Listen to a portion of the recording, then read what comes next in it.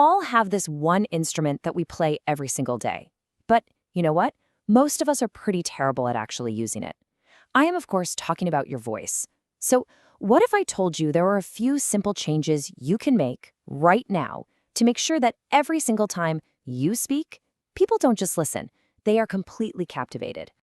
I mean, really think about that. We've all seen it happen. One person starts to talk, and the entire room just goes silent. They're hanging on every single word.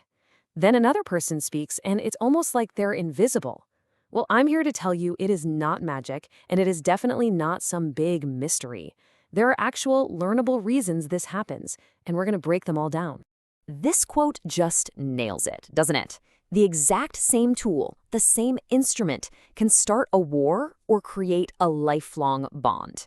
I mean, that's how high the stakes really are. So, if this thing is so incredibly powerful, why are so many of us using it so, well, so poorly?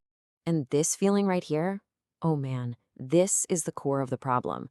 It's that sinking feeling you get when you realize you're talking, but nobody is hearing you. It's just incredibly disempowering.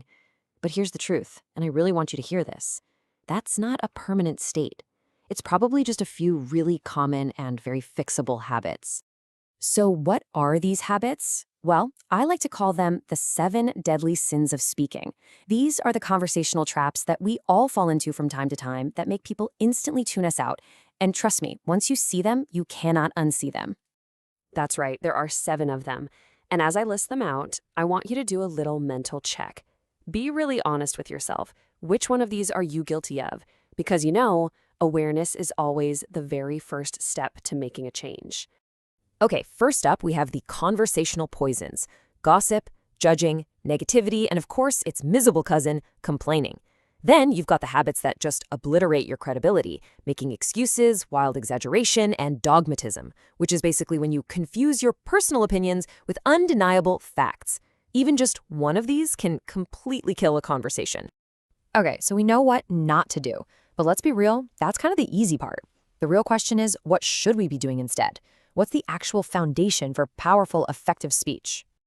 All right, this is where things start to get really good.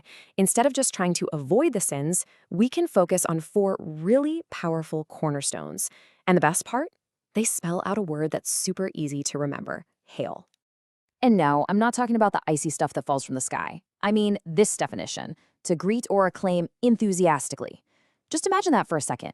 Imagine if that's how people reacted every time you opened your mouth to speak. That's the goal here. So what does HAIL stand for? Well, H is for honesty, being true in what you say, straight and clear. A is for authenticity, which is just about being yourself. I is for integrity, which means being your word, doing what you say you're going to do. And finally, L is for love. Now, this isn't romantic love. It's about genuinely wishing people well. Think about it. It's pretty much impossible to judge someone when you are actively wishing them well. Okay, so HAIL gives you all the ingredients for a great message. But even the best ingredients can make a terrible meal if you don't know how to cook, right? The what you say is only half the story. Now we need to talk about the how, the delivery. I want you to start thinking of your voice as a musical instrument. You were born with a full toolbox to play it, but for most of us, nobody ever showed us what the tools are or how to use them. Well, it is time to open that toolbox right now. First tool up is register. Now you can speak from your nose, up here like this, or you can drop down and speak from your chest, down here like this. Can you hear that difference? We are hardwired to associate depth with power and with authority. This is so powerful, in fact, that studies have shown we consistently vote for politicians with lower voices. That is a tool you can start using today. But wait, there's so much more. There's timbre, that's the feel of your voice, whether it's rich or smooth. There's prosody, that's the melody and rhythm that saves you from being monotone. There's pace, you can speed up for excitement, or you can slow down for emphasis. And of course, there's volume. You can be loud, or you can be very, very quiet to make people lean in.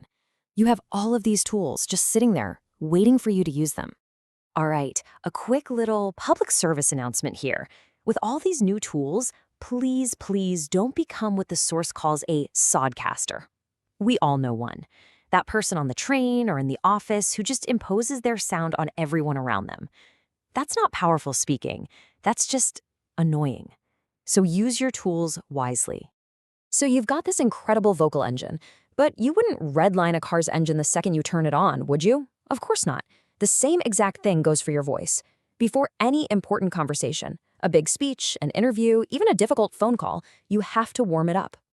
So here are a few super quick exercises you can do absolutely anywhere. Start with a big sigh. Then warm up your lips with a brrrr, your tongue with a la la la, and my personal favorite, the siren. Go from a high wee all the way down to a low all. It might feel a little silly, but I promise you, just 60 seconds of this can completely transform your delivery. Okay, so we've covered the sins to avoid, the cornerstones to build on, and the tools to use. But let's ask the big question here. Why does any of this actually matter? I want to leave you with this thought. What if we all made a commitment to speaking powerfully and to listening consciously? What would that world actually look and sound like? Well, the answer is pretty simple, but it's also incredibly profound. It would be a world that just sounds beautiful. A world where understanding isn't some happy accident, but it's the default setting. That is the power we all hold every single time we open our mouths to speak. And that is an idea worth spreading. Now, here's a challenge for you. Pick just one tool from that vocal toolbox and try it out this week. Let me know which one you chose down in the comments below.